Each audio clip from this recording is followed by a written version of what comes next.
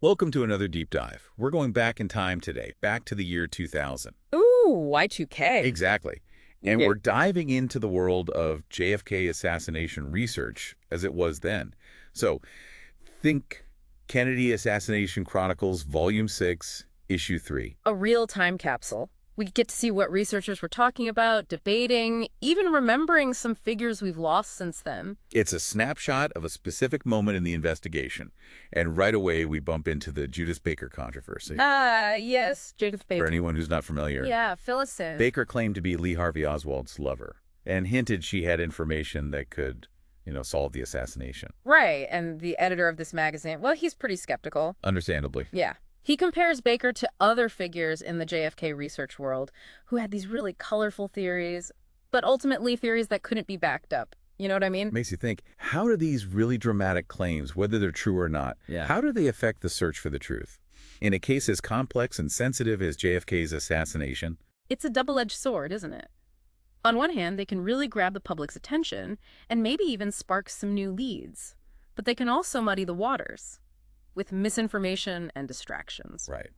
It's a tough balance. Yeah, for sure. And speaking of influential figures, this issue also marks the passing of Jean Hill, Oh, Jean Hill. the lady in red, the one you see in the Zapruder film. That's an iconic image. She became a symbol of those eyewitnesses who challenged the Warren Commission. Absolutely. Her book, The Last Dissenting Witness, it really captures that dissenting voice. Mm-hmm. And then her role as a technical advisor for Oliver Stone's JFK film, that brought her perspective to so many more people. Yeah, it did. It's poignant to think, at this time in the year 2000, she was seen as the last living witness to directly contradict the official narrative. And there's so many little details about her story that just bring history to life. I know. Like how she actually coined the term grassy knoll during her testimony. It just makes you Is it? realize how much we lose as those firsthand accounts start to disappear. So true. A real reminder of how much time has passed since 1963. And this issue also mentions the passing of other figures connected to the assassination. Great.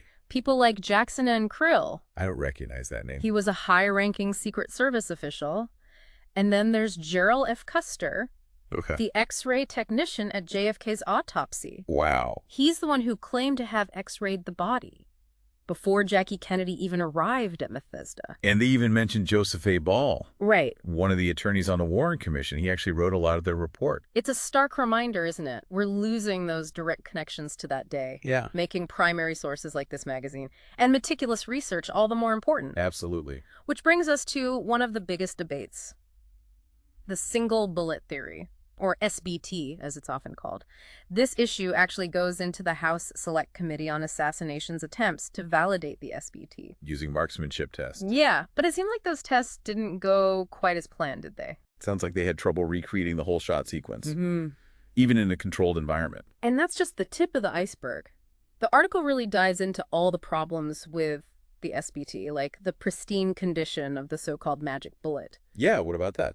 Then there's the conflicting medical testimonies about the neck wound. Mm-hmm. Oh, and the account of James Tague, the bystander who got wounded by a fragment on the second shot, if I remember correctly. That all adds up. Oh, and let's not forget the neutron activation analysis evidence. Right. That's the analysis that looks at traces of elements in a bullet to see if they match other fragments.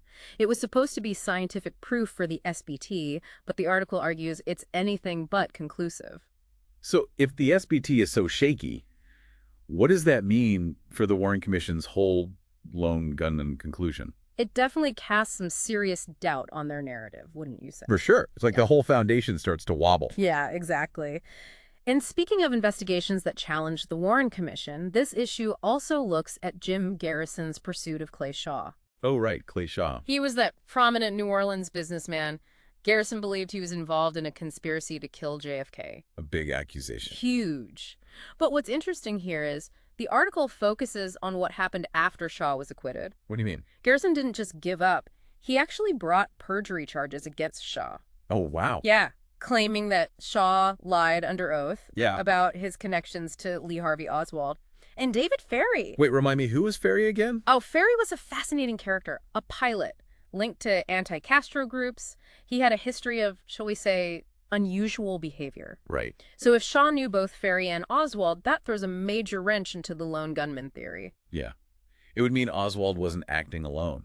Exactly. And this article lays out the evidence against Shaw. Witness testimonies, documentation, even controversy around a polygraph test. All of it raising serious doubts about Shaw's honesty. So what happened with the perjury charges? Well, they were dismissed by a judge named Herbert Christenberry. And the article suggests Christenberry's decision may have been influenced by something other than just the evidence. Like what? Well, the article digs into Christenberry's reasoning, showing how he basically downplayed or just outright dismissed important evidence. Christenberry accused Garrison of acting in bad faith, saying he was going after Shaw without a good reason. It's like this legal battle playing out. Right. Each side making their case, but the judge seems to pick a side. Makes you wonder, what if Christenberry had ruled differently? Would the investigation into a conspiracy have been taken more seriously? That's a big what if. It really shows how much power a single judicial decision can have, shaping history.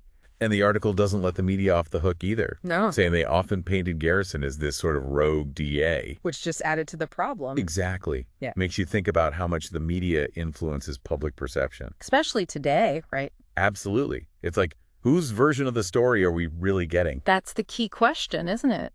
This issue of Kennedy Assassination Chronicles, it doesn't just show us different perspectives. It encourages us to really think critically about them. It does. And one piece that really embodies this is Vincent Salandria's essays. Oh, Salandria.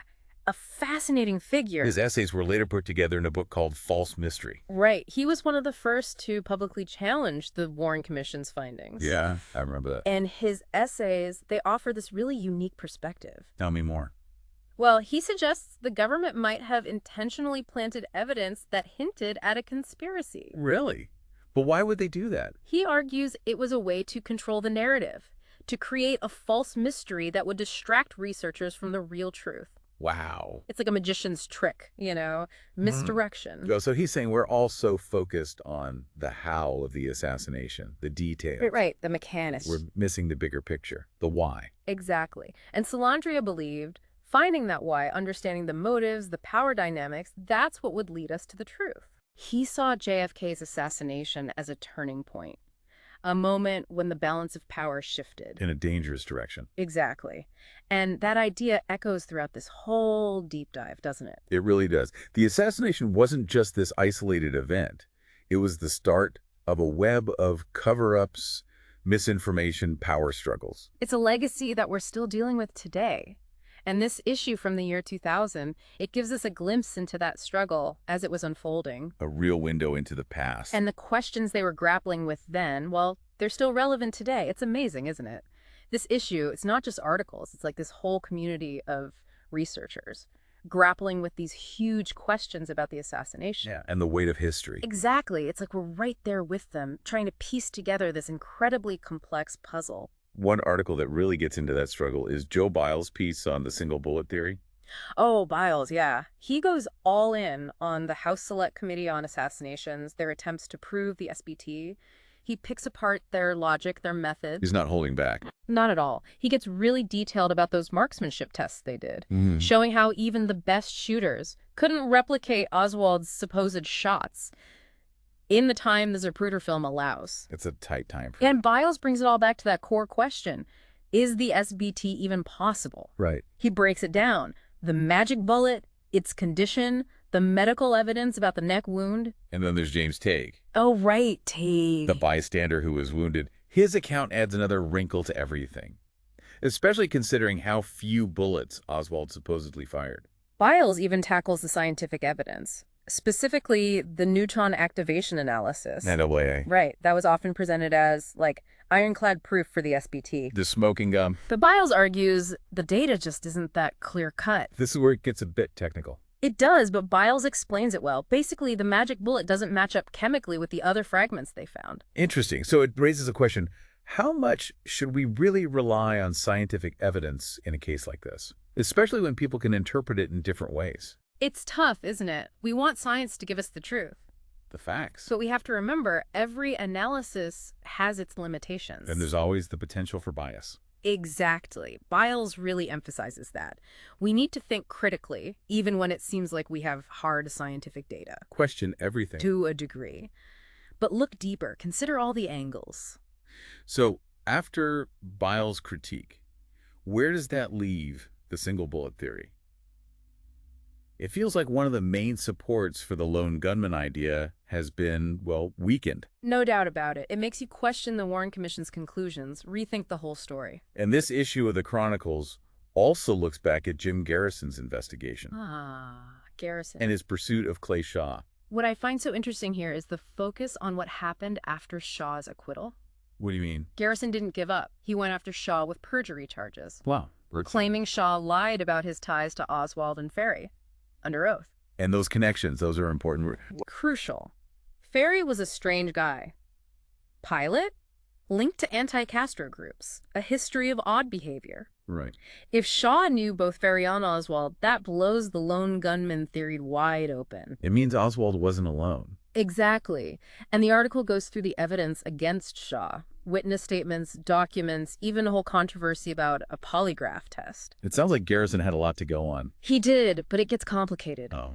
The perjury charges, they were thrown out by Judge Herbert Christenberry. And the article suggests Christenberry's decision might have been influenced by more than just the facts of the case. The article examines Christenberry's reasoning, how he downplayed evidence, dismissed it, even accused Garrison of acting in bad faith. Wow. Like he was targeting Shaw for no reason. It's like a legal battle, but the judge seems to have already picked a side. Right. It makes you think, what if Christenberry had ruled differently? Would the investigation have gone further? Would people have taken the idea of a conspiracy more seriously? We can only speculate. It really shows how a single decision can change the course of history. And the article doesn't shy away from the media's role in all of this either. No, it doesn't. It talks about how Garrison was often portrayed as this kind of rogue DA, out of control. Which definitely didn't help his case. Makes you think, how much did the media shape how the public saw Garrison?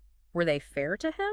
Big questions, especially today. With the way information spreads and how it influences people. Exactly. Whose version of the story are we really hearing? This issue of the Chronicles, it pushes us to engage with these different viewpoints. Critically. Like with Vincent Salandria's essays. Salandria. He was one of the first to openly challenge the Warren Commission. And his essays offer such a unique take on everything. He argues that the government might have planted evidence that suggests a conspiracy, while denying that there was one. Wait, why would they do that? Salandria believed it was a way to control the narrative, create a false mystery to distract researchers from the real truth. It's like a shell game. It is. He's saying we get so caught up in the how of the assassination, we miss the why. The bigger picture. Right. And Salandria believed understanding the why, the motives, the forces at play that would lead us to the real story. Wow. He saw the assassination as this turning point, when power shifted in a very dangerous way. Chilling. And that idea runs through this whole deep dive. It does. The assassination wasn't an isolated event. It was the start of something much bigger. Cover-ups, misinformation, power struggles. We're still dealing with the fallout today. And this issue from the year 2000, it gives us this incredible look into how people were grappling with those very ideas. It's a fascinating snapshot of a pivotal moment in JFK research. As we dig into this last part of our time capsule from the year 2000, it's striking how relevant all these JFK assassination discussions still feel. The echoes of that day in Dallas, they just keep reverberating, shaping our views on power, truth, how we deal with information today. Yeah. And this issue of the Chronicles, it's not just reflecting those echoes, it's encouraging us to wrestle with them. To confront them head on. One article that does this really well is David Mantick's piece on the Harper fragment. Okay, remind me, what was a Harper fragment again? It was a piece of skull bone found in Dealey Plaza right after the assassination. It became a key piece of evidence in the debate about the fatal shot. The direction it came from. Ah, right, I remember now. And Mantic, he was a medical doctor, wasn't he? He was. So he brought this unique perspective to the analysis. Yeah, a medical background, and he was deep into JFK research. Exactly. So he understood the medical evidence really well. So what did Mantic's analysis of the Harper fragment actually show? Did it support or challenge the official story? That's where it gets interesting. Mantic really scrutinized the fragment, its size, the shape, the markings. He compared it to the autopsy photos, the x-rays. Like a puzzle, almost. It was. And in the end, Mantic concluded that the fragment, it most likely came from the high occiput. The back of the head. Right, which contradicted the Warren Commission's findings about the direction of the shot. So if he's right, it means the shot came from somewhere other than the Texas School Book Depository. Exactly, which lends credence to the idea of multiple shooters, right? Adds fuel to the conspiracy theories. His analysis really throws a wrench into the lone gunman narrative. But wait, didn't the HSCA, the House Select Committee on Assassinations, didn't they look at the Harper fragment too? They did, but the article points out that the HSCA downplayed its significance. How so? They placed the fragment in the parietal area of the skull, which wouldn't have challenged the official story. So we have two expert analyses reaching different conclusions. How do we reconcile that? It really highlights how subjective evidence can be. Especially in a case like this. Right. With so many layers, so many interpretations, Mantic's article encourages us to question everything, even expert opinions, to always consider different interpretations. It's a good reminder that even science isn't always black and white. There can be bias, intentional or not. Absolutely. And that's why transparency is so important. Access to the raw data. Mantic, he laid out his reasoning, presented the evidence clearly so readers can follow his process.